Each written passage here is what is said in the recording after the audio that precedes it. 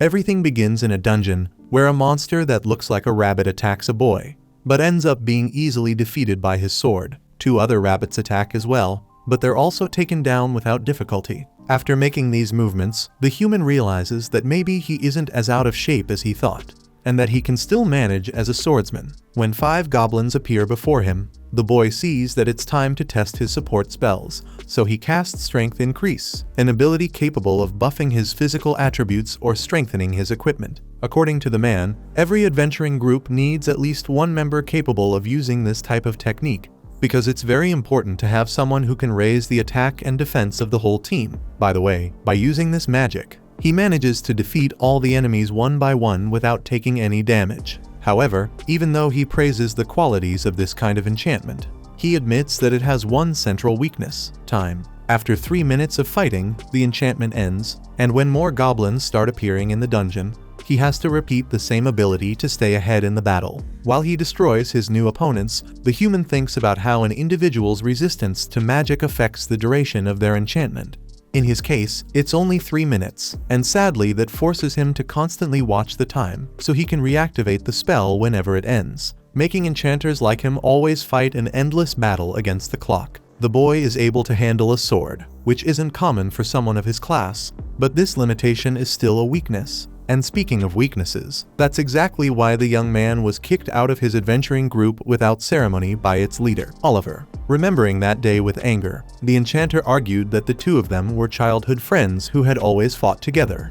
But Oliver confessed that during all that time, he only gave Orhan a few chances because they came from the same village, and that from now on, they would go their separate ways. Annalie and Derek, the other 2 members of the team, were more direct in making it clear that Orhan was only slowing everyone down, so Oliver threw in the towel and admitted that he was expelling his childhood friend because he wasn't strong enough. Unable to believe what he was hearing, Orhan remembered how he formed that team with Oliver 8 years ago, and how they reached S rank in a short time, becoming the first group to reach the 94th floor of the Great Southern Labyrinth, so much so that, because of that feat, they started being called the Heroes Party. With that memory in mind, Orhan acknowledged that maybe he wasn't strong enough.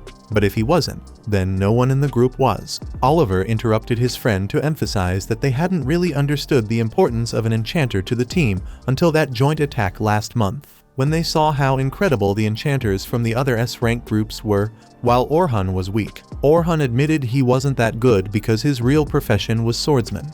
But even then, he developed his own original magic, not wanting to hear excuses. Derek and Annalie cut him off aggressively and reminded him that he only changed professions because he was worse than Oliver with a sword. But even in his new class, he didn't stand out. In response, Orhan argued that he only became an enchanter because the group needed one, and because he was the one with the most aptitude for it, pushing himself to the point of developing his own magic to compensate for his weaknesses, ensuring the group survived the deeper floors of the dungeons because of that. Once again, the boy was interrupted, this time by Oliver, who made it clear that they already had a replacement enchanter. This news shook the expelled member deeply, while Annalie commented without the slightest remorse that they were the heroes' party and couldn't be slowed down by someone who couldn't keep up with the rest of the group. Understanding once and for all that there was no place for him anymore, even though he couldn't believe he had been thrown away like that after everything they had been through together, Orhan headed toward the exit, heartbroken. The mage also pointed out that he was able to use some magic and a sword, but everything at a rank, and even so he kept trying to tell everyone what to do, which was quite irritating. According to the girl, people like Orhan are called Jack of all trades, a way to belittle those who only serve to fill in gaps and aren't that important.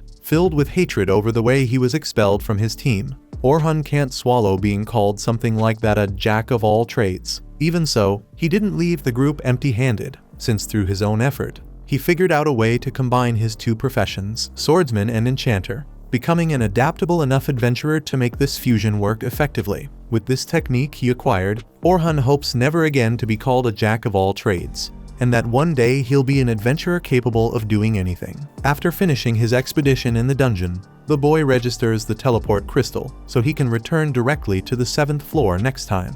However, when he's about to leave, he runs into a group of adventurers who had to flee from a horde of orcs and were forced to leave a little girl behind. Because if they had stayed, the leader explains, everyone would have been killed. and he decided to prioritize his older companions. Orhan can't help but worry when he hears that, but he tries not to get involved in the problem, convincing himself that the girl was just unlucky to have joined the wrong group. However, he knows very well the pain of being abandoned by your team, and knowing that makes Orhan turn back and decide to intervene. Taken by indignation, he accuses the group of abandoning a teammate and then making excuses so they wouldn't have to save her, the kind of people who irritate the enchanter the most. One of the members responds that he wouldn't have been able to save the girl even if he had stayed behind. And since he's not the type to swallow an insult, he tries to punch Orhan, who easily counters and throws the kid to the ground. Quickly, Orhan asks where the girl was left. Speaking of her, the poor young girl was surrounded by orcs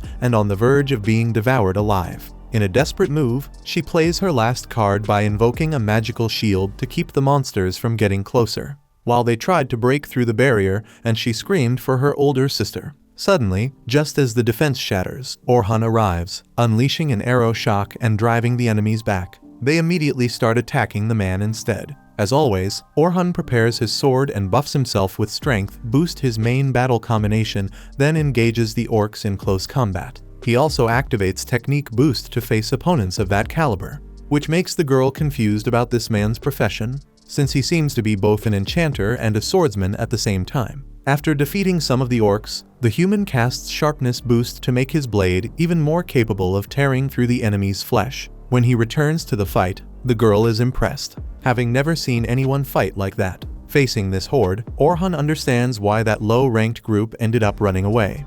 But he, on the other hand, knows he can handle this on his own. With that in mind, the swordsman heads into the center of the chaos and performs a series of strikes that shred a large portion of the monsters. Then, he displays technique and speed as he beheads his opponents with extraordinary ease, leaving the little girl more and more astonished by the extent of his talent. Soon enough, when the enchanter finishes off all the orcs, the girl collapses onto the ground in relief and starts crying. After getting the girl safely out of the dungeon, Orhan was simply saying goodbye, not expecting much, but eager to thank him properly for the help he gave. The girl says she is eternally grateful and introduces herself as Sophia Claudel. Hearing her last name, the swordsman finally notices the crest on her tunic, then introduces himself in return as Orhan Dura, a name Sophia really liked. Wanting to make up for the trouble she caused, the girl offers to pay for the boy's dinner. And although he says he didn't help her expecting anything in return, she is so intent on rewarding him somehow that he ends up accepting the invitation,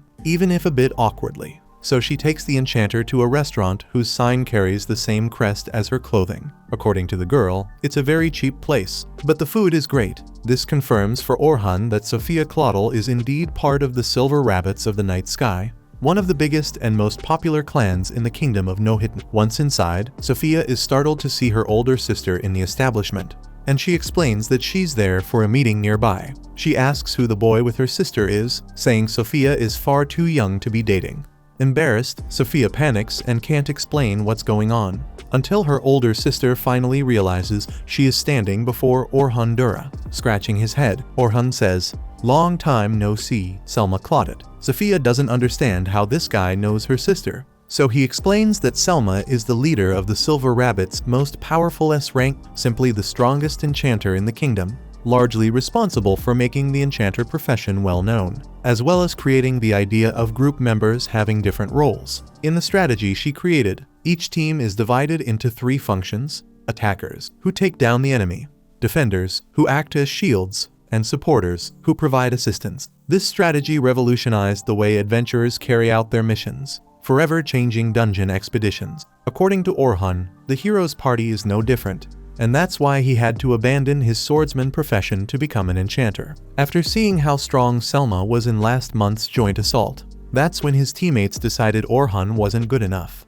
which eventually resulted in his expulsion. Thinking to himself, he had already suspected the 2 girls were from the same clan, but had no idea they were sisters. Speaking of that, wearing an angry expression, Selma asks what this brat is doing around her 14-year-old little sister. Not knowing how to explain it properly, Orhan says he really was going to have dinner with Sophia, but that his intentions are pure, interpreting that as him saying her sister isn't good enough for him. Selma loses her temper and starts to raise her voice, so Sophia steps in to calm her down and explains that this man was the one who saved her life. Disappointed that Sophia went into the dungeon alone and without informing the clan, Selma reminds her that the day after tomorrow they were supposed to go together to the Great Labyrinth, and that the younger girl should never have done that. Since she's unharmed, the older sister isn't going to scold her, but insists she never repeat that behavior. Because Orhan saved her sister, Selma thanks him and apologizes for her harshness. Then the three sit together more calmly, and Selma mentions she hasn't seen Orhan since that joint assault last month when they met, and that this is the first time the two have talked like this. Since they're in the same class, they were placed together in that battle, where Selma took command and Orhan served as support. Selma praises the boy's performance that day, and Sophia comments that it sounds like her sister has known this guy for a long time. Selma is surprised that the younger girl had never heard of Orhan Dura, since he is a member of the Heroes Party. The girl is shocked to learn how important he is, but Orhan says he no longer belongs to that team, without revealing the exact reason. Hearing that, Selma asks if he is free, thinking she is about to recruit him for the Silver Rabbits. Orhan doesn't even let the girl finish and declines the invitation immediately, because he wants to stay without a group for a while. Selma explains that the young man misunderstood the situation. In reality, she has the perfect job for the swordsman, accompanying her clan on the training expedition that will begin the day after tomorrow. This expedition is meant to recruit new members,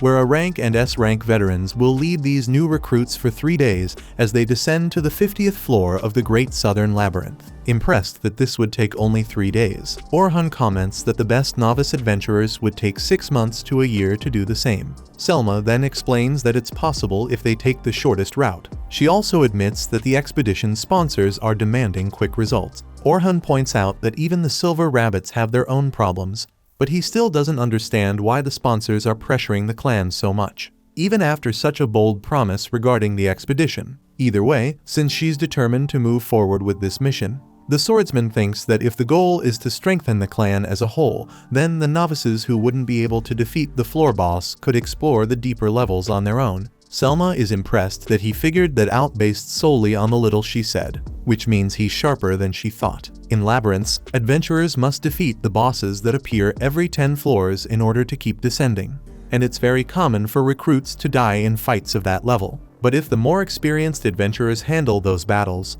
the novices can simply register at the crystal and proceed to the next floor. In fact, that's why the leader wants Orhan Dura to join this expedition. He asks if it's really okay for someone from the outside to be part of it. At that moment, the woman holds his hands, making him flustered, and emphasizes how much she respects him as an enchanter. The boy is glad to hear that, but it also reminds him of the reason he was expelled from the Heroes Party, not being as strong as Selma during their combined attack. And now she's asking him to return to being an enchanter, which doesn't sound very appealing considering the recent trauma he went through. Because of that, Dura ends up refusing the invitation. But Sophia says she's going as well and insists that he join them, shaking him a little. He promises to think about it more, but emphasizes that he abandoned the enchanter profession to focus on being a swordsman, and if he's going to take part in this mission, it will be in that role. Even though she's surprised, Selma accepts his condition, because deep down she believes that if things get heated inside the labyrinth, Orhan Dura will return to being an enchanter to deal with the situation. Either way, if he decides to participate, he must go to the Silver Rabbits headquarters tomorrow morning. At nightfall, Orhan goes to the shop of an old man who, despite being close to closing, welcomes the boy warmly and offers him tea. After all, he feels enormous gratitude for all the promotion the boy gave the shop when he became a member of the Heroes Party, which boosted sales. Speaking of that, the boy apologizes to his grandfather before revealing that he's no longer part of the group. Even so, the elderly man says his gratitude for his grandson will never diminish, and that Orhan is still himself with or without that team. He knows very well how hard the boy worked to help,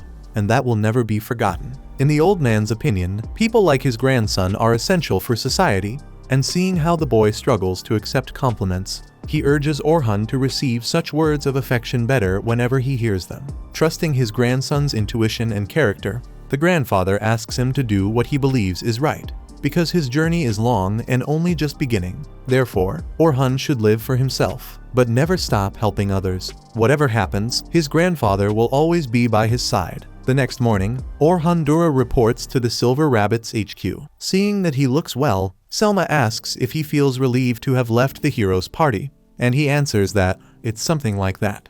Next, Vince Brawers, the clan leader, thanks the young man for coming and admits he has heard quite a lot about him, including the unfortunate part about him leaving the hero's party. As for Orhan, he doesn't go into that subject and instead wants to know more about this teaching expedition. Selma then reminds him that in 3 days they'll be heading to the 51st floor of the Great Southern Labyrinth. Before reaching that level, they'll stop on the 21st floor on the first day, the 36th on the second day, and so on. In the middle of that explanation, we see an earlier moment when Selma told the leader of the rabbits about Orhan Dura's departure from the hero's party, and how she saw it as a terrible loss for the team, since they certainly wouldn't be as strong without Dura. Selma agreed, because the enchanter raised the team to another level with his support magic. Sure, Orhan's spells were less potent than average, but his enchantment speed was impressive 4 times faster than hers. On top of that, Selma had seen Orhan use original spells, and she noticed that he had great ability to analyze situations, predict the next move,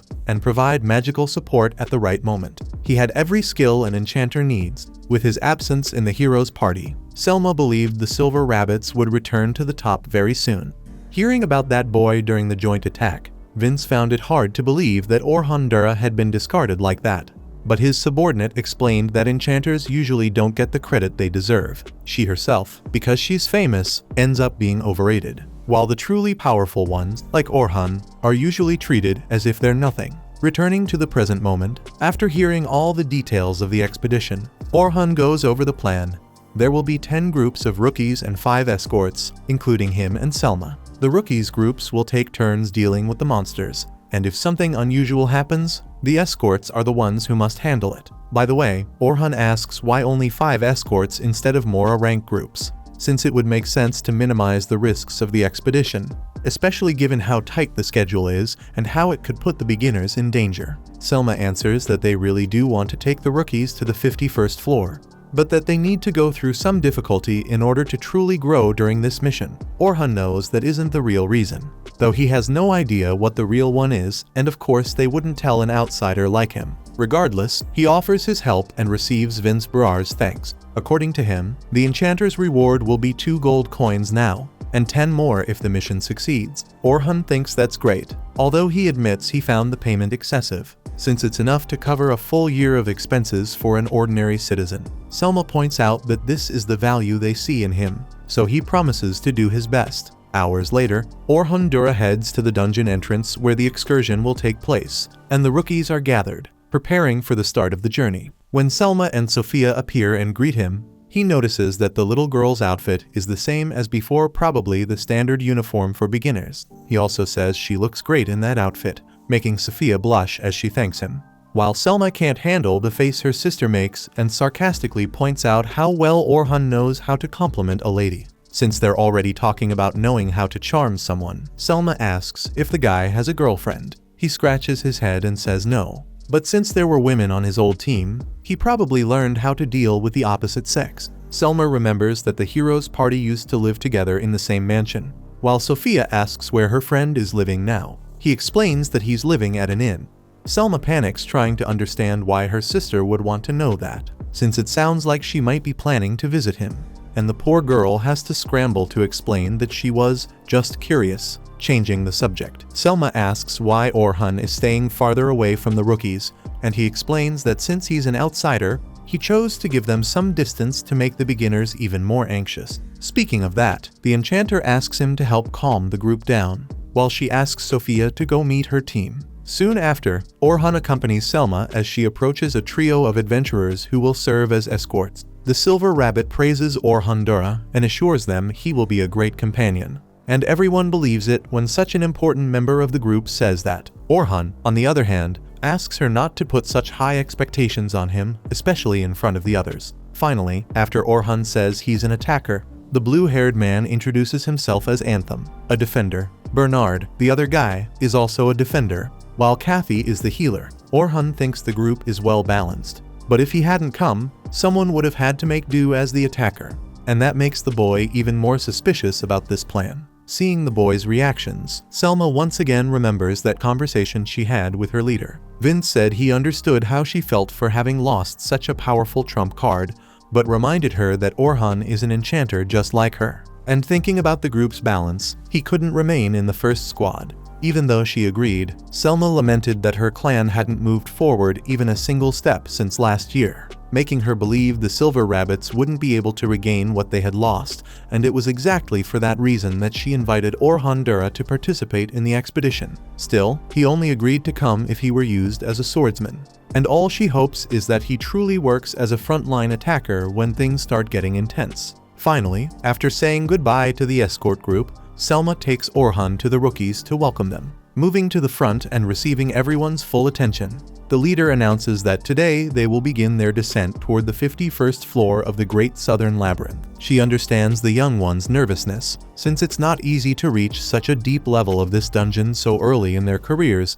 but she asks them not to worry, as she brought a powerful companion in case something outside the plan happens. In that case, she introduces Orhan Dura and reveals that he has already descended to the 94th floor, a place even central figures of the kingdom haven't reached, including Selma herself. The newcomers are impressed, and a murmur quickly spreads through the crowd about the man's incredible achievement. As if that weren't enough, even though Orhan asks Selma not to put so much pressure on him, she not only says he will be the main reference for everyone inside the dungeon, but also highlights the fact that he was once part of the hero's party, which immediately turns him into a kind of celebrity among the trainees. After the speech, Dura complains that the girl put him on a god-level pedestal of expectations, but she insists it was the best thing to do, since it's important work to help keep the rookies calm. The issue is that, in Orhan's mind, he only wants the title of hero if it's to help his grandfather in the shop, and he hopes this nonsense doesn't give him a headache.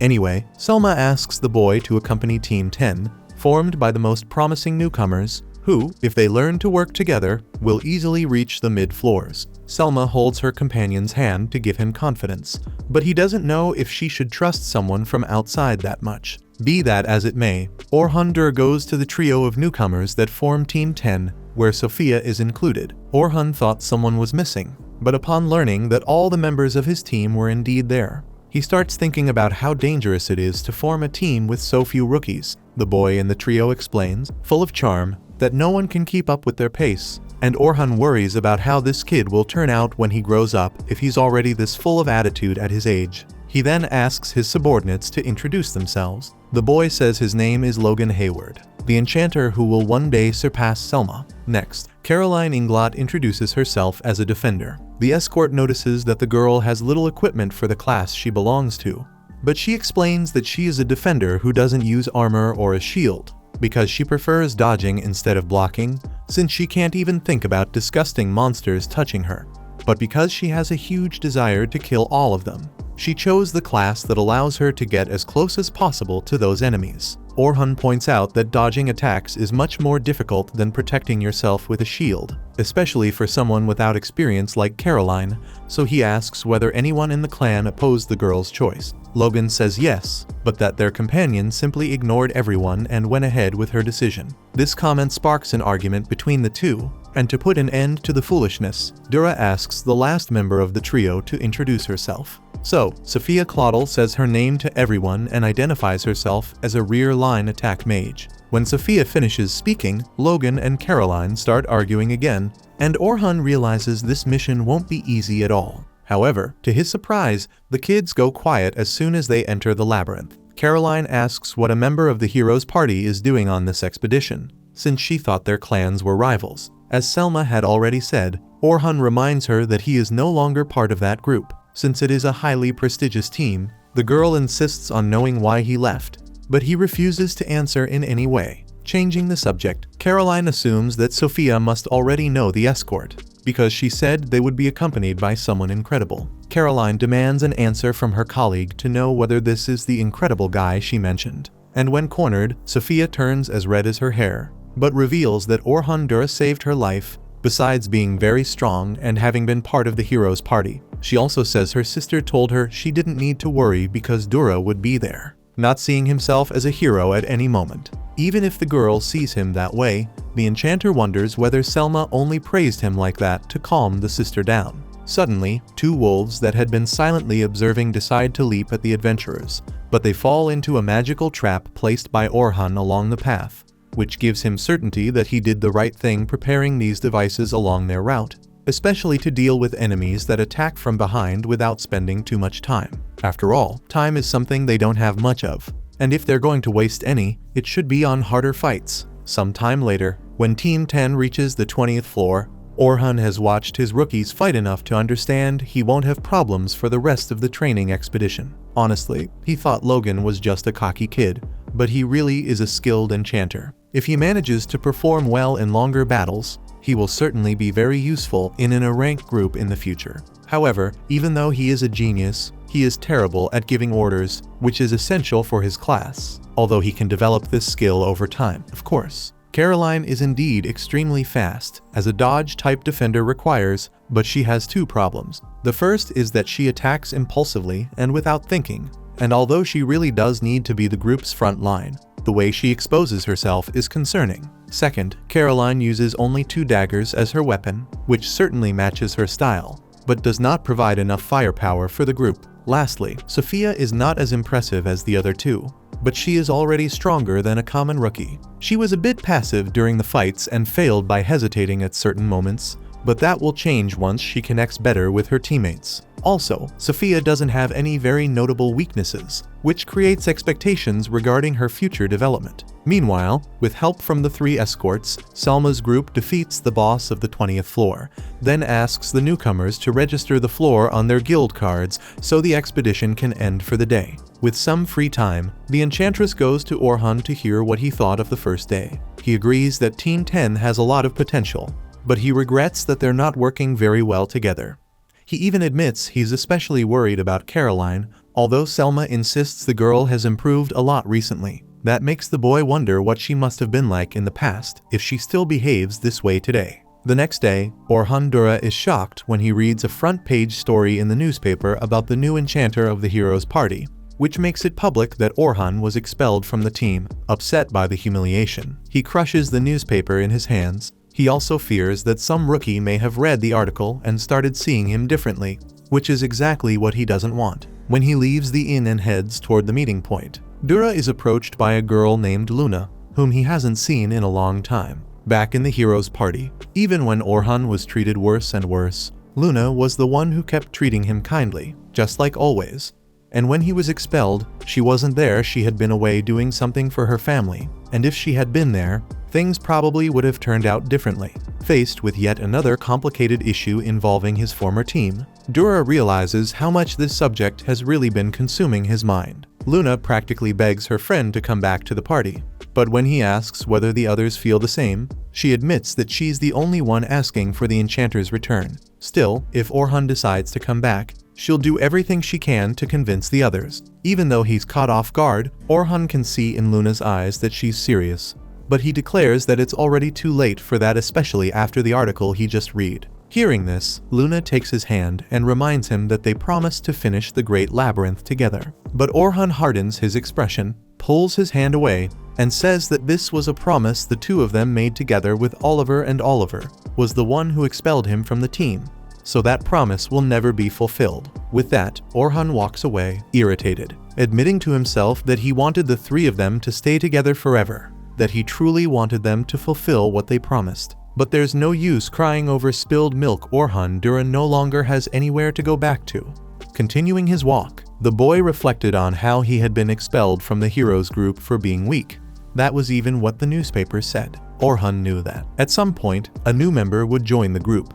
But the truth is that he couldn't avoid feeling bad about it, even more so after that article, which called into question the credibility he had as an adventurer, something that could make it harder for him to find a new group. In fact, it wasn't just in Orhan's head that people would comment on the newspaper story. The rookies had found out about it and were talking among themselves about the case, including Logan, who began to question whether their instructor had really told the truth about his old group. At that moment, Orhan arrived and said good morning to the youths who, even though they tried to keep things the same, made it clear to the enchanter that the atmosphere was quite strange, especially after how much Selma had introduced him as if he were a god. Speaking of her, Selma came running and apologized for not knowing about the newspaper article. Orhan said she didn't need to apologize and that the expedition would be a failure if the leader lost her composure. The woman regretted not being more careful before using Dura as inspiration, but he was the one who apologized for not being completely honest. In any case, he kept his word that he would support the enchanter on this expedition, whatever happened.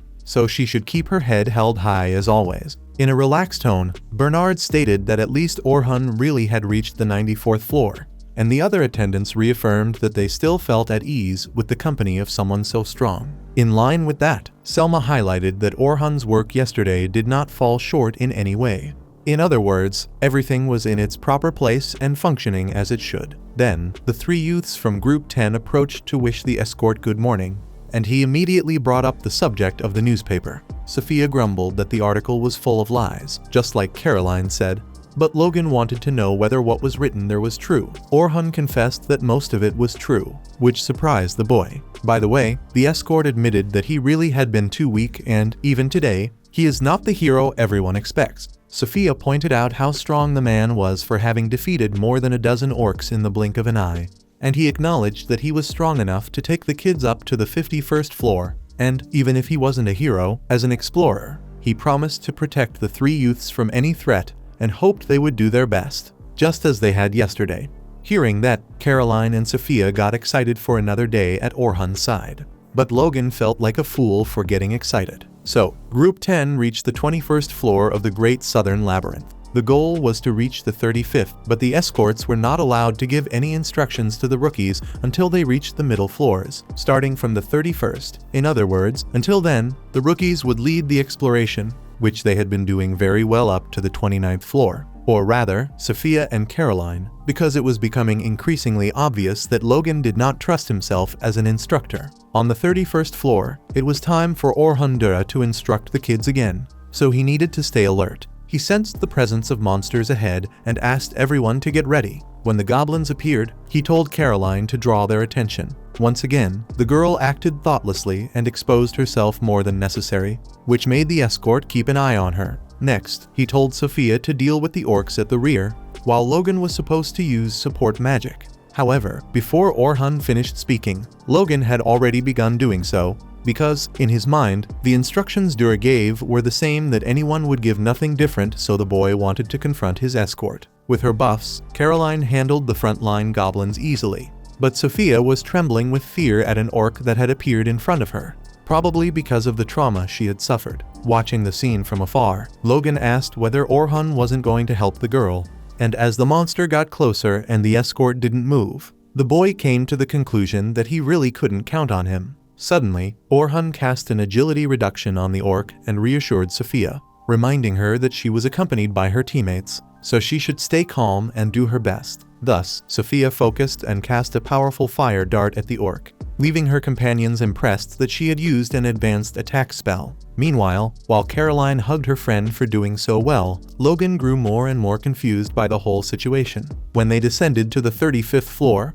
they faced a deadly tarantula, which Logan was sure they were not capable of defeating. On the other hand, Orhan told him to use agility increase and durability increase on Caroline, as well as boost Sophia's magic. The boy grumbled to himself that the instruction was the same as always, while Caroline once again repeated the behavior of charging forward carelessly. Logan panicked and ran after her, but Orhan told him to stay where he was, because the boy would be at a disadvantage if he went to the front line. That said, Orhan told Caroline to jump over the spider and slash its back. When the defender managed to do so with great agility, the escort told her to keep drawing the enemy's attention but to be careful with its venom. At that moment, Logan buffed his companion, making it easier for her to deal with the deadly tarantula's attacks. Orhan pointed out that the defender's mobility depended on Logan and that he should support her above all else. At the same time, he told Sophia to limit the spider's movements, so the mage cast Air Cutter, which sliced the creature's 4 right legs in half. Quickly, Orhan tells Logan to use the strength and technique boost on Caroline, but because the boy hesitated for a moment, thinking the fight was already won, that gave the spider enough time to wrap the defender in its web and start pulling her toward its mouth. Orhan advises the girl to cut the web with her daggers, and Logan starts to suspect that the guide gave that instruction because he already knew this was going to happen. Orhan tells Sophia to prepare a stone arrow, while the party's enchanter needs to cast another magic boost on Sophia, since the previous buff is about to end. While Caroline screams that she can't tear through the web, Orhan reflects that Logan can only use 3 spells at a time, so there's no helping it, the guide needs to step in. Right away, Dura casts Sharpening Boost to sharpen Caroline's daggers, allowing her to cut the web that was holding her with ease. Then he tells Sophia to take action, and she fires the stone arrow at the deadly tarantula, defeating the creature instantly. At the same moment, Caroline runs to celebrate with Sophia, while Orhan tells Logan that everything worked only because of his support magic. The boy, embarrassed, thanks him,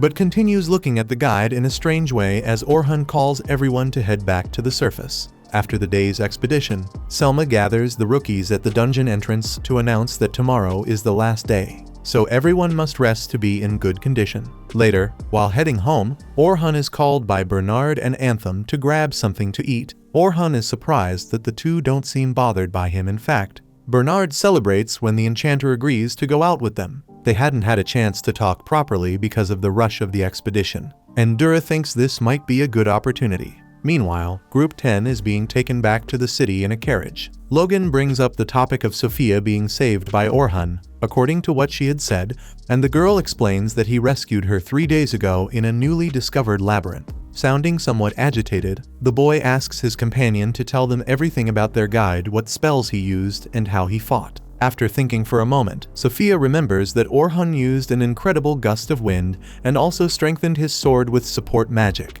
Logan believes he used a Sharpening Boost, a spell used to buff weapons, not people. Caroline points out that this was the spell the instructor used on her today, which made her knives very sharp. Based on what was said, Logan understands that Orhan also knows how to use close combat weapons, and Sophia explains that he switched to a frontline attacker after being expelled from the hero's party. Hearing about Orhan's change, Logan is surprised, since the instructor behaved like a perfect enchanter earlier. On top of that, the boy recognizes that he felt angry because he thought Orhan had let him down. But during the battle against the orcs, Dura used Agility Reduction in secret, a type of debuff that even Selma rarely uses because it's extremely difficult, yet Orhan used it easily. Remembering the fight against the deadly tarantula, Logan realizes it was the first time he truly understood the importance of formations, because if the defender keeps the enemy distracted, the attacker and the supporter have space and time to focus on their roles. Orhan even seemed to know exactly when each buff would end. And he also predicted the spider's web attack, which can only mean one thing. Orhan Dura was reading the situation perfectly and giving the most appropriate instructions for each case. That makes him an excellent enchanter. But Logan doesn't understand why he switched to the front line. Maybe he really is a true genius, able to fight in such different ways, and the boy doesn't want to be left behind, so he promises to do his best to achieve his dream of becoming the greatest enchanter. Caroline comments that he has a scary look on his face, and he says he's just motivated for tomorrow. Later, when they arrive at the Silver Rabbit's Tavern, Bernard and Anthem insist on paying today's bill. Bernard assumes the enchanter must have celebrated a lot for having been part of the hero's party, but Orhan only remembers doing all the administrative work and not having time to have fun. Because of that, the other guides are outraged at the spiteful tone of that newspaper article, and Orhan thanks them for the empathy. Anthem asks if he really was the enchanter of that group, because when they met, Dura had said he was an attacker. Orhan explains that he switched to swordsman for good when he left the team.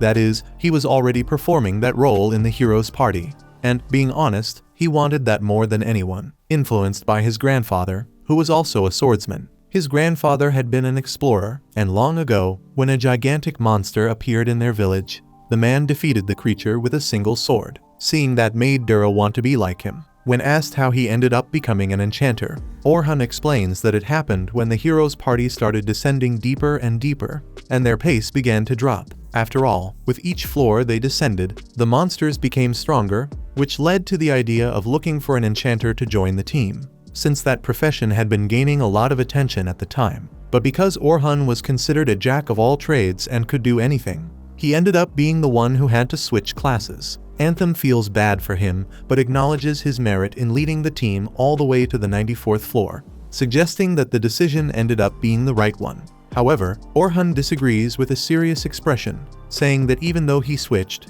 the group should have slowed down and grown stronger. When his companions ask what he means, he dodges the question and claims he's being too harsh on his old team. The truth is, as he thinks to himself, he can't say more than that. After all, the chance of the hero's party going beyond the 94th floor is 0. Since the guy was hiding his hand, Bernard changes the subject and asks what his ideal swordsman is like. Orhan answers that the best one is a jack of all trades who's effective at practically everything, the kind who can go from the lowest floors all the way up on his own. That's what he wants to be. Meanwhile, Caroline is taking a bath and laments that she and Sophia will have to say goodbye to Orhan after the last day of the expedition. Sophia also feels sad thinking about it and admits that she wishes he would stay with the silver rabbits. Since that's how she feels, Caroline advises her friend to ask him to stay, and although Sophia is sure it won't work, the defender insists that he might actually accept the girl's invitation just like her own sister did. Sophia replies that Orhan isn't like Selma, but either way, it really would be sad not to see the escort anymore, which makes the girl think that maybe she should make that request so she doesn't miss the opportunity. The next day, the heroes' party shows up at the dungeon entrance and draws the attention of all the adventurers who were there. While Oliver radiates confidence, Luna is visibly uncomfortable. Next, Orhan Dura approaches the newcomers for the last day in which he must report for this service. Excited, the three children welcome the instructor with joy, and Caroline admits she would be even happier if they received a reward for completing this mission. Logan asks what she would like to receive, and the girl looks at Sophia, who becomes extremely embarrassed because she knows exactly what she would like to receive in this case: for Orhan Dura to stay in the night sky silver rabbits. With nowhere to run, Sophia gathers the courage to confess what she wishes for. But she is interrupted when Orhan Dura is called somewhere else. While heading to the place he was summoned to, Orhan Dura hears two newcomers talking about how the hero party is going into the deeper part of the labyrinth today, starting from the 92nd floor to test the new formation. Hearing that, Orhan Dura thinks it would be much more prudent to run those tests on the upper floors, where the risk is lower. But he quickly tries to forget about it. Speaking of which, on the 92nd floor of the Great Southern Labyrinth, Oliver is determined to conquer this dungeon. After all, they no longer have a loser preventing victory. Not only the leader, but the other members also remain convinced that Orhan Dura was a burden to the team, except for Luna, of course, whom Oliver wants above all to convince that he was right from the beginning. 2 days earlier, Philly Carpenter had presented herself to the hero party full of enthusiasm in light of the great feats of this famous team. According to Oliver, Philly Carpenter is a talented adventurer who reached the 100th floor in the Great Western Labyrinth, and she will be the team's first real enchanter. Derek and Annalie were satisfied that they no longer had to rely on that guy from before. Philly Carpenter even thanked them for the welcome party, and Derek commented that now that they weren't stuck with that nuisance on the team, they had every reason to celebrate. In fact, he was even startled when he saw the curtains Orhan Dura managed and realized that the hero party had a lot of money. Philly Carpenter asks if that money wasn't meant to fund the group's activities, but Oliver asks them to stop talking about Orhan Dura, because today is the new enchanter's welcome party. In the middle of the party, Luna arrives running to deliver urgent news, and although she is surprised to see the new girl, she puts that aside to reveal that Orhan Dura is going into the Great Southern Labyrinth with the Night Sky Silver Rabbits. Immediately, the other members begin questioning how someone that useless could possibly enter such a powerful clan, while Luna demands to know what happened while she was gone. It is at that moment that she learns, through her teammates, that Orhan Dura was expelled from the team. Then the leader introduces the new enchanter. Luna remembers how clear she had been when she opposed replacing Orhan Dura, and Derek becomes irritated that she is ignoring the new member. Oliver calms the big guy down and argues that, as everyone already knew, Orhan Dura is not strong enough to be on this team. Luna, however, always disagrees strongly with that and sees that guy as the core of the hero party, believing that they only got as far as they did because of him, and that the team will not be able to move forward without Orhan Dura. Offended, Annalie stresses that the rest of the group disagrees about the jack of all trades, but either way, there was no point complaining anymore. Orhan Dura was out, and that was it. Faced with the facts, Luna ends up giving in and accepting that there really is nothing she can do now. Then Oliver sighs in relief and starts a discussion about the immediate plans, since this is Philly Carpenter's first day.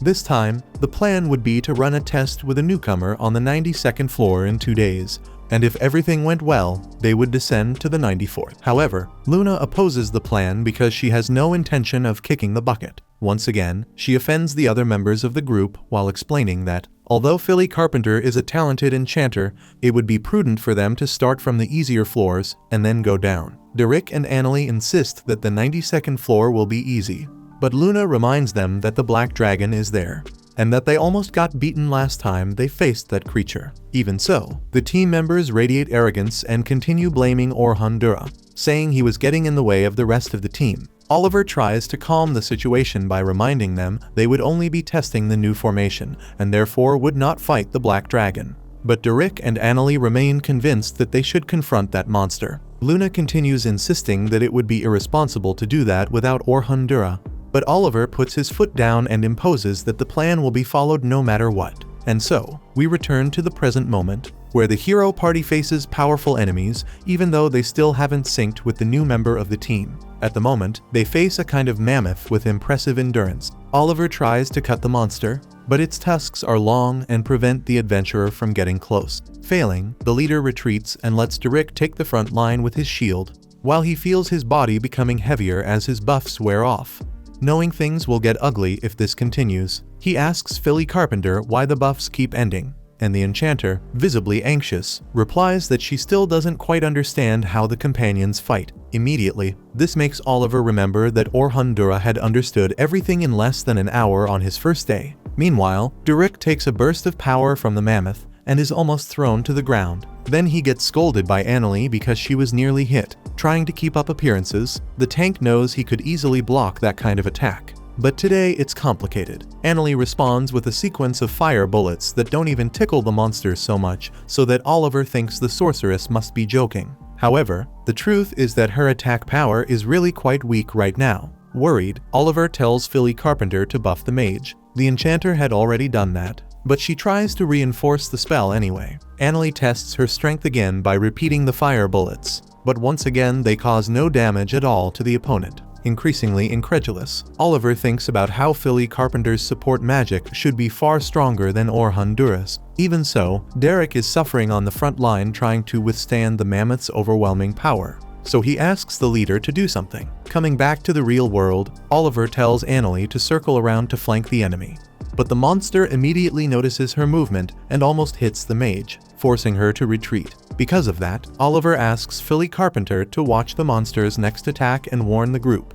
But she regretfully says she won't be able to do that. Oliver argues that an enchanter's duty is to understand the flow of the battle. But Philly Carpenter can only use support magic for now, which starts to irritate Annalie. The team's leader sees how much weaker they all seem and begins to panic because he can't understand why until Luna finally approaches to explain the reason for everyone's weakness. However, just as she is about to reveal it, the famous black dragon suddenly appears, intimidating everyone with its terrifying appearance and destructive aura, eyes bulging. Oliver points out that this dragon wasn't supposed to leave the floor boss area. Unconcerned, the winged monster stomps the mammoth like it was an insect. Its size is simply unbelievable. Luna shouts that they must retreat, but Derek and Annalie refuse, giving the final word. Oliver argues that they've beaten this monster before and can do it again. So they charge at the black dragon, which responds by spitting a fireball at Derek. Even though he raises his shield to protect himself, the human is still thrown across the ground by the sheer force. While Luna runs to heal him, Oliver questions why Philly Carpenter didn't buff the tank. But the harsh reality is that the enchanter is completely frozen with fear. Annalie fires a fire lance, but once again her magic has no effect at all on the enemy. Fortunately, when the dragon counterattacks, it ends up hitting a rock with its fireball instead of the girl directly. Though she still takes considerable damage, seeing the critical situation, Luna keeps insisting they should fall back, while Oliver struggles to concentrate amid the chaos and the looming possibility of everyone's death. When the black dragon begins charging its strongest power, the swordsman manages to snap Philly Carpenter back to her senses so she can cast a buff on him. Once she does, the team leader begins a magic convergence. Luna thinks he needs more convergence, but there's no time left for anything else. So Oliver casts Divine Flash, which collides with the black dragon's attack and causes an explosion. After that, the man sees that the monster remains completely untouched, and that's enough for him to understand that this battle cannot be won. Giving up, he finally asks Luna what they should do, but Luna reminds him that he's the leader and that he needs to pull himself together and get back into the fight. Still, seeing he's barely holding on, the girl says the only way out is to use the whimsical portal, a magical item used for emergency escapes that can only be activated inside a labyrinth. It creates a forced spatial connection between the place where it's used and another location. On the other hand, Philly Carpenter says that this item will send the group to a random floor boss area, either on an upper or lower floor, meaning they'll have to face another boss. Even so, Luna thinks it's better than fighting the Black Dragon, which is one of the strongest bosses. Therefore, Oliver pulls out the whimsical portal and throws it on the ground, opening the passage the party must enter. Struggling, the members move too slowly and are prevented from entering by the Black Dragon, which spits a stream of flames and, strangely enough, enters the portal alone. It closes right after the creature goes through. Derek feels relieved that they escaped, but Luna explains it's actually the worst thing that could have happened, because the Black Dragon might have ended up in a much weaker place where beginner adventurers could be attacked. For that reason, she plans to ask the guild to forcibly teleport everyone out. That's a function guild cards have, allowing people to be evacuated from labyrinths during critical moments like this, even believing they might face some punishment from the guild. Oliver decides to go forward with the plan and moves to the next step. But Luna reminds him that Derek and Annalie are injured and can't walk yet. As Luna heals the others, she says that when they request forced teleportation, they will have to fight the Black Dragon immediately, and she believes it would be wise to replace Philly Carpenter with Orhandura when that moment comes. Naturally, the other members resist the idea, so the girl explains that, just when she was about to say why the hero party was supposedly weaker, the truth is that everyone is as strong as they've always been. Nothing has changed. Oliver can't understand how that's possible, since even his strongest move, Divine Flash, didn't even scratch the dragon. According to Luna, the answer is simple: they don't have Orhandura anymore. For example, Oliver barely did any magic convergence earlier, which shows how weak his Divine Flash was under those circumstances. By the way, she asks if the leader knows what all support magic has in common. He replies that the amount an attribute is boosted depends on the caster, and the duration of the effect depends on the target. The enchanter must reapply the buff before it ends, and these support spells typically last about 3 minutes. Philly Carpenter explains that this would be correct, but all the members of the hero party have extremely high resistance to magic, so a buff doesn't last more than 2 minutes, especially for Oliver, who can't maintain one for even a full minute, even if the leader becomes furious at what he's hearing. Luna states that his body is incompatible with any enchanter. The issue is that Orhandura could squeeze milk from a stone and practically did the impossible. Oliver argues that Philly Carpenter should also be able to do that, since anyone is more talented than Orhandura. In response, Luna reminds him that Orhandura was aware of his own weaknesses, and that he developed original spells precisely to compensate for them. When they hear that the guy created his own magic, Oliver, Derek, and Annalie are stunned and refuse to believe it, but Luna assures them it's the truth. With that said, she stops the healing and reminds them that they don't have much time, so it's time to leave. Next, as they all run out of the labyrinth, Oliver remembers that Orhandura really had said something about creating original spells,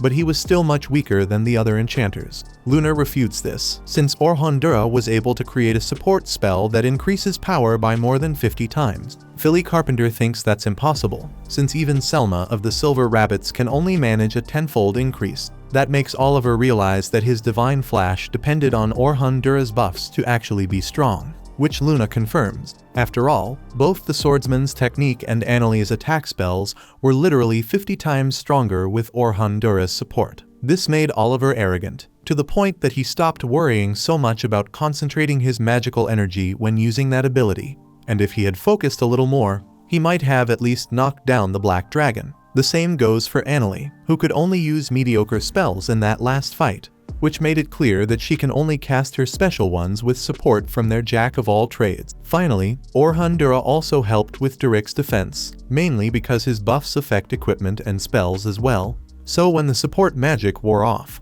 the party members didn't suddenly feel their bodies grow heavier. Sometime later, the heroes' party is spotted by adventurers outside. Oliver hears some people commenting on how they are heroes, but the boy rejects that title since they're putting all those adventurers in danger. Even so, it's true that they already defeated the Black Dragon once, and Oliver knows he did it with his own hands, so the heroes' party does not need Orhandura.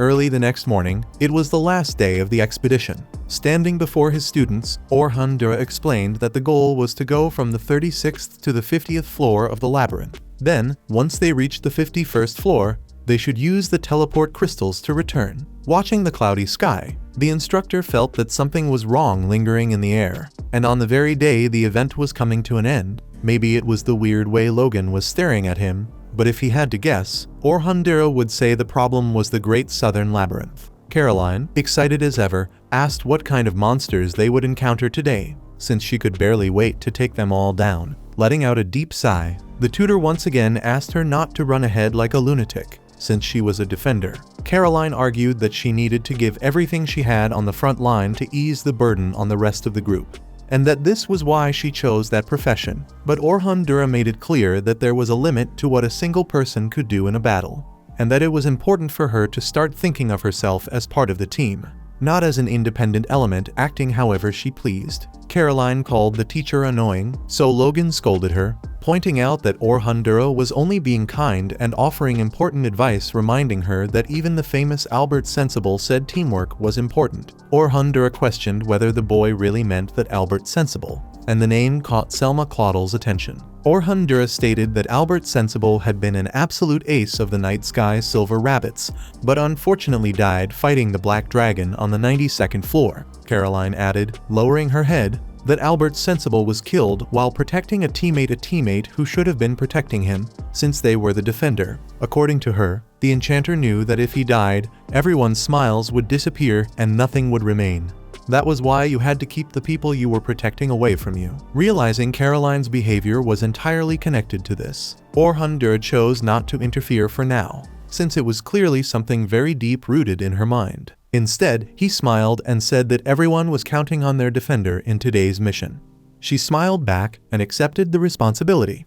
Sophia asked if the instructor also had something to say to help her improve, while Logan grew jealous and begged the leader to tell him how to become stronger. Later, on the 36th floor of the Great Southern Labyrinth, while the kids warmed up for what was coming, Selma Claudel approached Orhandura to comment that the boys seemed to have taken a liking to him. For his part, Orhandura had been worried about how they saw him after that newspaper story, but in the end, it seemed they had accepted him. Selma remarked that Caroline and Logan had the kind of talent that made trouble, but would have a bright future ahead. Changing the subject, she had heard them talking about Albert Sensible and said that losing him had been a great setback for the team at the time, and that this was exactly why the heroes group managed to pull ahead and conquer the Great Labyrinth. Orhandura replied that facing the Black Dragon had also been very difficult for them, and that they could easily have lost someone, just as Selma Claudel's team had. According to her, Albert Sensible had been someone they could always count on, which left a huge emptiness in everyone's heart. Smiling, Orhandura said he hoped they would find a replacement just as good,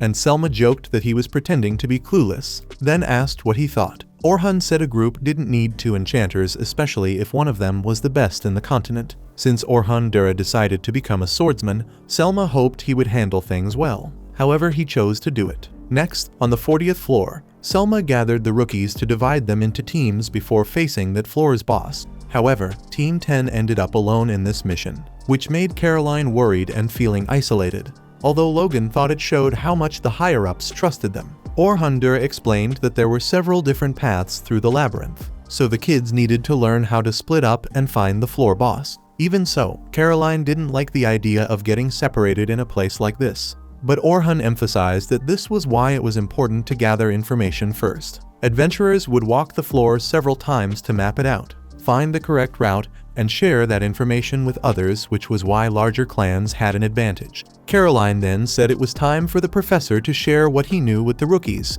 since he had gone deeper into this labyrinth than anyone else. Logan thought it was a great idea to learn more about the creatures waiting for them in the more dangerous areas, and the instructor said that the lower floors started at the 76th and were like a snow-covered mountain. He tried explaining more about what happened down there, but the kids were so excited that they kept interrupting him with new questions until Orhandura completely lost his patience. Meanwhile, Lunar rushed into the Adventurers Guild and urgently demanded the guild master, since they needed to teleport everyone out of the Great Southern Labyrinth immediately. Back inside the dungeon, the kids' instincts told them something was wrong. They had walked a long time without encountering a single monster. Logan asked the instructor if it was normal for this floor to be like that, and he said no. Deep down, he felt the same sensation he'd had before entering this cavern, like the monsters were afraid of something. In the middle of this, Caroline couldn't stand waiting to fight anymore, until finally a monster appeared before them. As expected, the girl dashed straight toward it.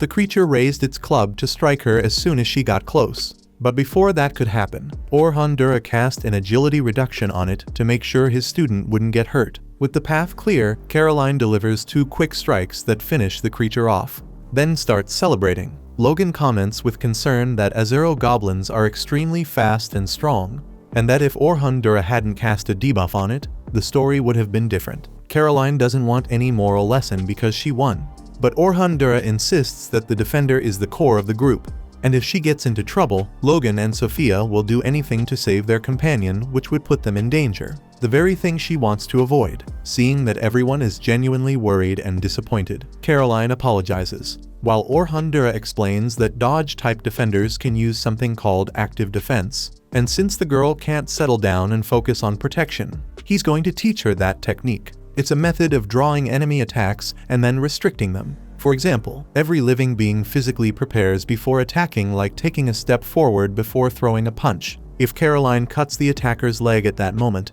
he won't be able to take the step he needs to attack. Therefore, if she can read the enemy's movements and strike the exact point they use to commit to an attack, the defender can prevent damage to the team.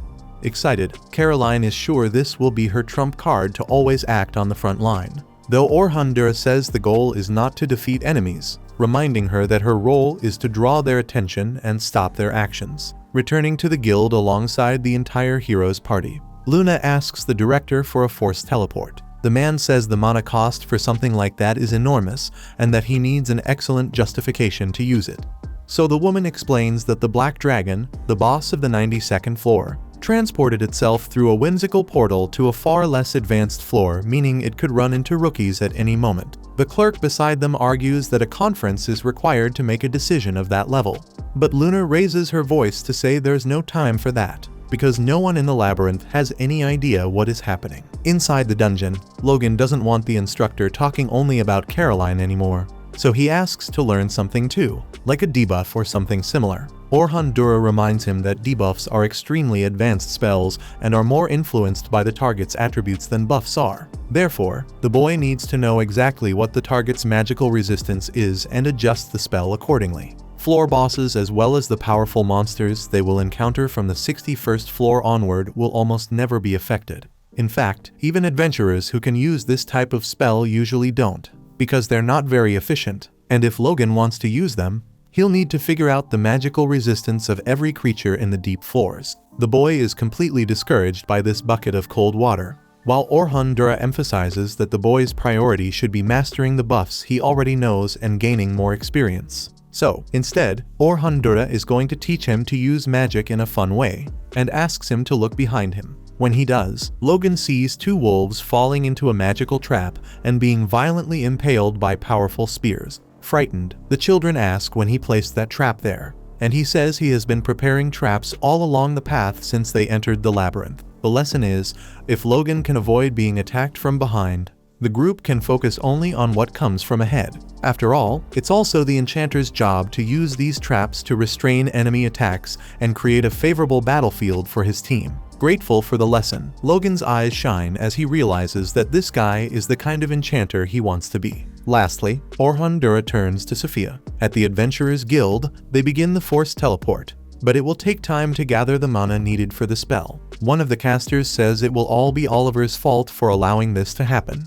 But Derek and Annalie protest, saying they didn't do anything wrong. An argument is about to break out, but the guildmaster orders everyone to focus on the spell, because many lives are at stake. Luna, in turn, thinks that Orhandura may be in danger. Speaking of him, the instructor says Sophia needs parallel construction, the ability to use 2 or more spells at the same time, something every high-level mage must be able to do. It seems difficult, but once she gets used to it, the girl will manage at least 2 at once, since there are people who can cast dozens. Sophia thought that simply using special rank magic was enough to be an advanced mage, and Orhandura says that the deeper they go into the labyrinth, most monsters cannot be defeated with a single special rank spell, and even if she tries using several in sequence, that takes time she won't have when dealing with stronger enemies. That's where parallel construction comes in.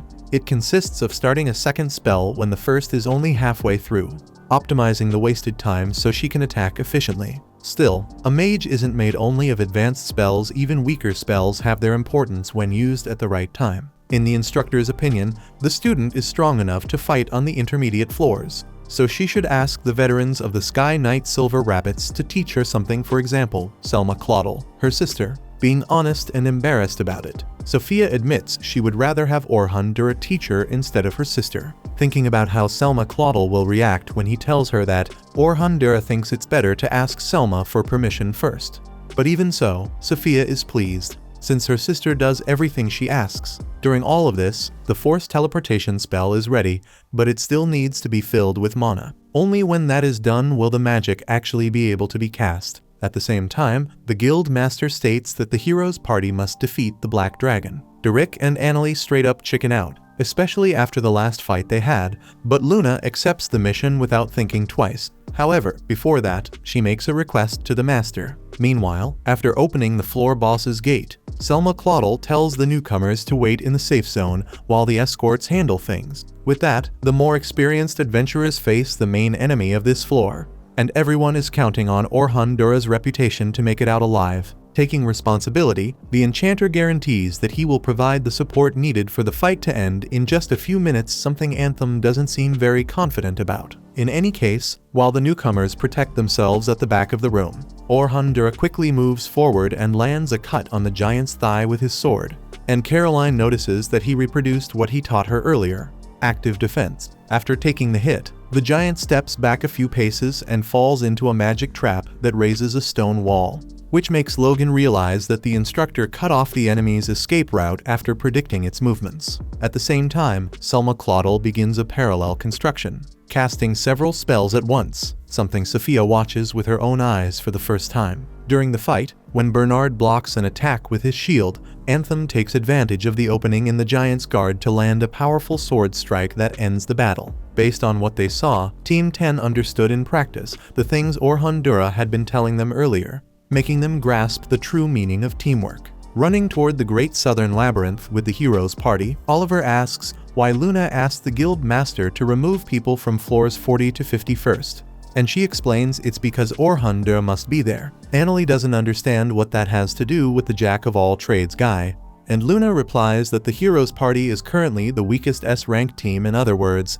they have no chance of facing the Black Dragon alone. Derek gets pissed at her statement, but she stands by it, saying it's impossible to fight without Orhan Dura in this confrontation. Later, at the 50th floor boss, Selma Claudel leaves the initiative to Orhan Dura, because if he cuts the crab's claws, only the shell will be left for the rest, giving them time to kill the thing and still head back to celebrate. Orhan Dura jokes that she makes it sound easy, but she answers that for him, it really is. Bernard asks whether he's really going to go in alone against a giant crab, but Orhan Dura shows no anxiety as he charges in and uses his impact ability to destroy the opponent's claws. This is an original spell created by the enchanter, which increases the strength, magic, and hardness of a piece of equipment by up to 100 times for a single instant.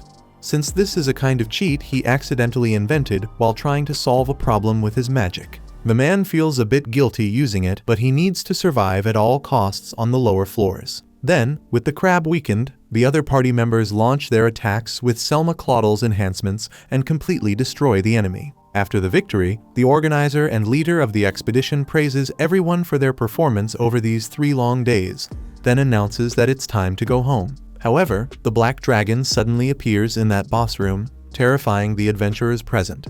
Orhan Dura orders everyone to flee at once, while the other escorts, no matter how experienced they are, tremble in fear before such a powerful creature. Even Selma Claudel, known as the most talented enchanter in the kingdom, tries to stay calm so she can lead the situation. Thinking about what could be done, Orhan Dura remembers that the boss of this floor is already dead, and if the adventurers can get past this monster and reach the teleport crystal, they'll be able to escape. The problem is that the enchanter is isolated from the rest of the group, and monsters tend to prioritize crowds. In other words, if the human runs alone, he'll survive, but everyone else will die. So he decides to stay and fight, because his job is to keep the rookies safe, and this is not the moment to betray everyone's trust, even if it costs him his own life. With that, Orhandura shouts for the other escorts to do whatever it takes to protect the rookies. Selma Claudel snaps back to focus and orders her subordinates into a defensive stance, with Anthem and Bernard forming the front line with their shields while Kathy creates a magic wall. When the dragon releases its first fireball, the barrier successfully absorbs the explosion. Because the moment the impact was about to happen, Orhandura reinforced the shield with his impact magic, making it possible for everyone to survive such a powerful attack from the Black Dragon. At the same time that Selma Claudel suspects Orhandura's assistance, the man charges toward the enemy and faces it on his own. After dodging a claw swipe, Orhandura throws a dagger at the dragon's eye. The creature has enough reflexes to shut its eyelid before it can be pierced. But as Selma Claudel notes, the enchanter knew that would happen, and his real intention was to use that second when the enemy's eye was shut to move into its blind spot. And that's exactly what happens. Orhandura leaps toward the Black Dragon's neck and lands a sword strike combined with his impact spell, causing a powerful explosion that fills the entire floor. Despite all his effort, the attack causes no damage to the monster. It may have surprised him, but not enough to make him give up. On the contrary, he tells the others to keep protecting the children, since he'll take care of the Black Dragon alone with the plan he has in mind. With that said, he puts on his necklace and, at high speed, draws the monster's attention. The dragon unleashes flames on him and attacks in every possible way, making Selma Claudel worry about leaving the boy alone against this creature, especially since it's clear he's pulling the Black Dragon away from the rookies. This isn't a regular opponent. This is the very creature responsible for killing Albert Sensible, and Selma Claudel couldn't bear to see it happen again. In the middle of all this, the monster spits a fireball, and Orhandura sends it back with a reflective wall, hitting the dragon's head. The rookies of Team 10 are stunned by the incredible spell used by the escort, one of the spells he himself created, a barrier capable of reflecting back anything that touches it. Even so, once again, no serious damage is done, and that begins to worry Orhandura. Either way, he summons several magic circles and merges them to perform Attribute Boost, a high-level spell Selma Claudel knows well, one that combines the 6 types of support magic at the same time to increase attributes. But even if everything doubles, she believes it still won't be enough to defeat the Black Dragon, so she considers entering the fight. But at that moment, Orhandura casts double Attribute Boost, followed by triple, quadruple, and finally quintuple. Selma Claudel sees this and cannot believe it's possible to use the same buff multiple times.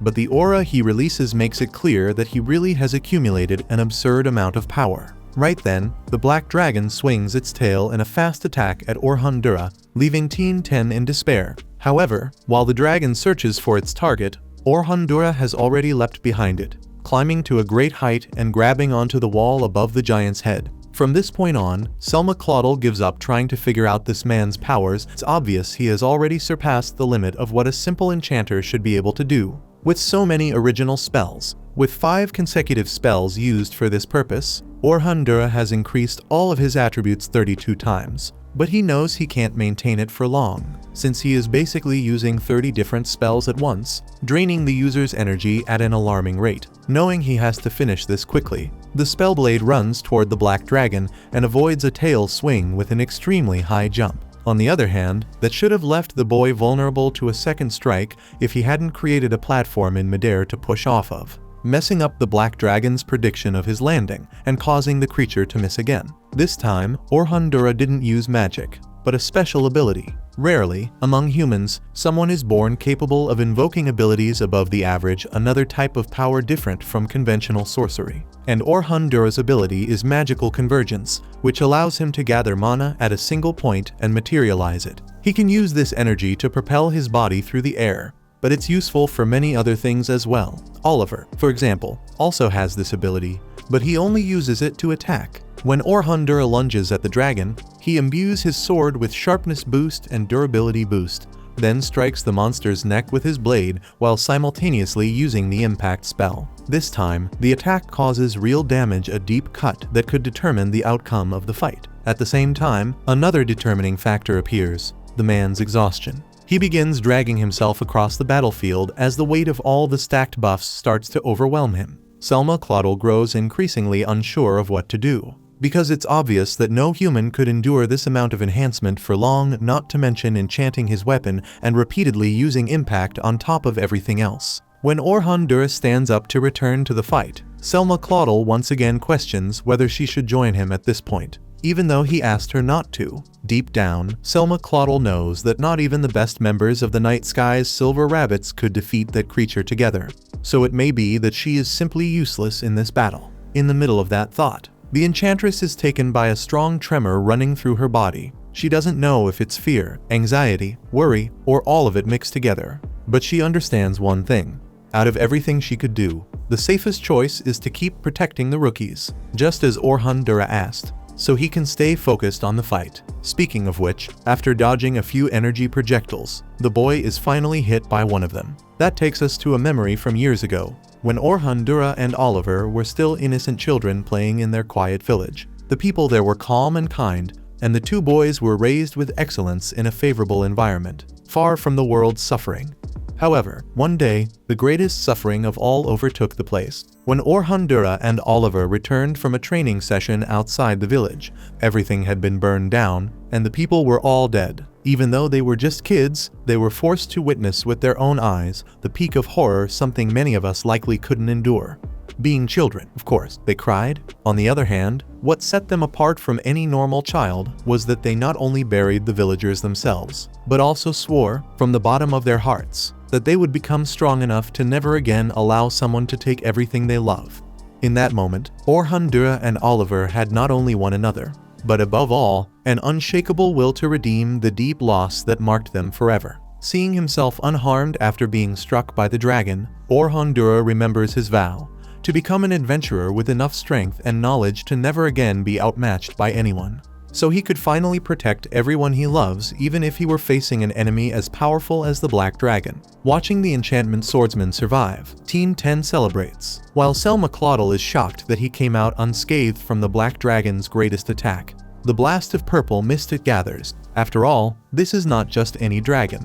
It is known as the very embodiment of fear, and its tally holds an endless pile of dead adventurers. All Selma Claudel hopes is that Orhan Dura won't become another one. Speaking of him, the enchantment swordsman analyzes that the dragon uses a technique similar to his magic convergence to accumulate power and use the surrounding mana to attack, shaping it in various forms and attacking from every direction. On the other hand, Orhan Dura remembers that this creature had more attacks the last time it defeated him, meaning it's clear the Black Dragon is underestimating him. Without taking any pride in this, the boy looks to take advantage of it instead of being offended. Then, advancing at high speed and zigzagging to escape the mist, Orhan Dura gets close enough to fire a fire bullet and land a sword strike on the target's neck. But its scales still prevent the dragon from taking any damage. In response, the monster fires several shadow mist projectiles, which Orhan Dura retaliates against with a sequence of fast, precise sword movements. However, to avoid having its attack blocked, the dragon splits the next projectile into countless shards, making it impossible for the human to use his sword to deflect them. Instinctively, Orhan Dura raises a stone wall to protect himself. But it is clear that the dragon is increasing its power and fury with every passing second, making the battle more difficult by the moment. Amid a rain of attacks, the creature cleverly fires a projectile that loops around to hit him from behind. But the enchantment swordsman had been perceptive enough to prepare a reflective wall trap, saving himself at the last moment. Without blinking, Bernard comments that Orhan Dura seems to be keeping up with the Black Dragon's pace, but Selma Claudel unfortunately disagrees, as it's becoming obvious that the human is being kept on the defensive. For his part, Orhan Dura also agrees that the situation is extremely complicated. After all, when he defeated this same enemy before, he was accompanied by 4 other S-rank adventurers, in an organized group where each member had a decisive role. That day, Durik and Luna blocked the purple mist, Annalie held the dragon with her magic, and Oliver had Divine Flash as the team's secret weapon. However, today, Orhan Dura has to perform all the roles alone, something that could crush anyone's confidence. But Orhan Dura was determined, driven by the promise he had made as a child when he saw everyone in his village dead before his very eyes. Filled with the inner strength that pushed him forward, the enchantment swordsman charges once again toward the Black Dragon and initiates an active defense stance which, as Caroline aptly points out, is the method used by evasion defenders to intercept enemy attacks. Furthermore, Logan and Sophia notice that the swordsman is driving the dragon even farther away from the rookies, meaning that despite the difficulty of the fight, Orhandura is putting everyone else's safety first. In the midst of battle, the boy activates a parallel construction of countless magic circles that fire back at the dragon. The same fire bullets, it uses practically an endless bombardment that engulfs the enemy monster in a never-ending inferno. This is the result of another one of Orhandura's original creations, called Increase and Repeat, a trap spell that absorbs surrounding mana and repeats the previous attack at a higher intensity. With it, the man was able to create magical damage as powerful as Annalise, and even though the dragon managed to break free from the attacks and still remained standing, the human knew he was capable of finishing this fight without the help of his former teammates. With the opponent weakened, Orhandura now needs to take on the role of the attacker, in other words, the role Oliver played in the past. So, as he uses magical convergence to absorb the mana in the environment, the enchanter doesn't draw a golden energy into his blade like his former companion, but one way or another, the dragon will have to deal with the force of his black sword. When the monster fires a fireball, Orhandura responds with Divine Flash, which dissipates the flames and flies toward the creature's neck. When the power gets close enough, Orhandura casts Impact and massively increases the damage, causing one of the dragon's limbs to fall to the ground, separated from its body. However, it wasn't its head as expected, it was the tail, which the flying lizard sacrificed to protect its most important limb. From that moment on, Orhandura understands that this fight may not be won. But regardless of whatever reason this dragon has, he also has a reason he cannot afford to lose, and for that purpose, the boy is willing to do anything. Truth be told, both rivals are much weaker, but instead of slowing down the battle, it becomes even more intense, whether from the anger or anxiety on both sides. On the other hand, it comes at a cost, and Orhandura ends up losing his buffs. Quickly, Selma Claudel tries to buff him with an attribute increase, but her magic doesn't work because Orhandura himself blocks the enchantment, insisting that she focus only on protecting the rookies. This time, Selma Claudel understands she has no place in this fight, so she steps aside and leaves the way open for Orhandura, no matter what happens. Without holding back and ready to use every last drop of blood, the boy repeats the quintuple attribute increase to resume the offensive. Then he mixes Thunder Shock with Impact to unleash on the Black Dragon, a spell so powerful that it collapses to the ground completely. Even so, the monster rises again and still shows willingness to fight, even though it is heavily weakened, while Orhandura, also exhausted, cannot believe that not even this was enough to end the battle. To make matters worse, the man's blade shatters after so much constant pressure. Even so, both the human and the dragon seem to be on equal footing. Despite everything, dropping his weapon to the ground, Orhandura summons a magic circle to cast the destruction spell, creating what is practically a small hurricane of shadows that forms a large black sword within it. This spell converges maximally amplified mana into the blade, and its power surpasses even that of special magic. Armed with equipment of this level, the enchanter creates a series of reflective walls to propel his own body off each one. They work like trampolines, allowing the user to confuse the enemy with his speed. With that, once he finds the right moment to strike, Orhandura leaps through the air and uses weight increase to fall from the sky like a comet toward his opponent. A fireball is launched, but he cancels the flames with an impact. When the boy finally reaches his target, the collision that follows seems to create the image of a nuclear explosion. Then, when the smoke clears and reveals an exhausted but living Orhandura, the people exchange their anxious looks for smiles of relief, and Orhandura is immediately celebrated as a hero. Check out these videos appearing on your screen and subscribe so you don't miss the next part.